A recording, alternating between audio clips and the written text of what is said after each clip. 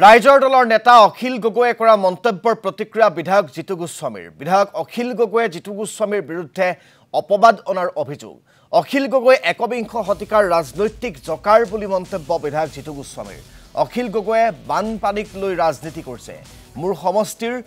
16 ঘৰ মানুহৰ ঘৰত পানী উঠিছে এই সকলৰ লগত মই প্ৰত্যক্ষভাৱে জড়িত আছো অখিল গগৈৰ নিজৰ সমষ্টিৰ ৰাইজে মানত ককবকাই আছে পুত্ৰৰ উপনয়ন পাতিবলৈ মই থাইলেণ্ড যোৱা নাছিলো নগাঁৱৰ ব্ৰাহ্মণ সমাজক লগত লৈ মই পুত্ৰৰ উপনয়ন পাতিম এই প্ৰতিক্ৰিয়া বিধায়ক জিতু গোস্বামী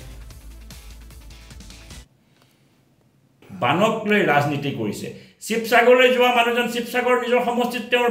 বানৰ চিন্তা কৰক তেওঁ গৈ পেলাই কামপুৰত গৈ বানৰ চেষ্টা কৰি ৰাইজক আবুৱা ভাবিবলৈ কি কাৰণে গৈছে যে তেওঁ পলিটিকেল 21000 সেঞ্চুৰীৰ সবতকে ডাঙৰ পলিটিকেল জোকাৰ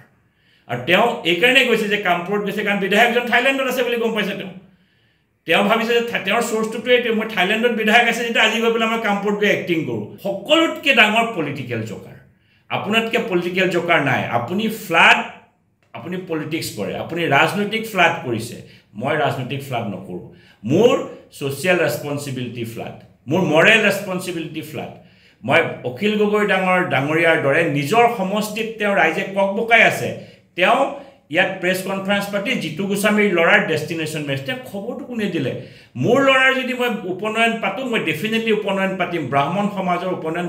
মোৰ সমষ্টিত নগাঁও জিলাৰ সবতকে ডাঙৰ ব্ৰহ্ম সমাজৰ সমাজখন আছে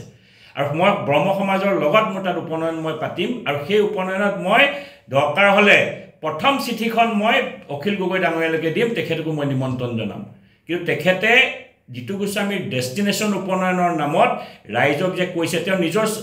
শিৱসাগৰ সমষ্টিলৈ যোৱা নাই কিন্তু যোৱাকালি কামপুৰলৈ গৈছে কেলে কামপুৰত গৈ পেলাই আমাৰ তাতে 7 ঘৰ মানুহ এটা শিবিৰত আছে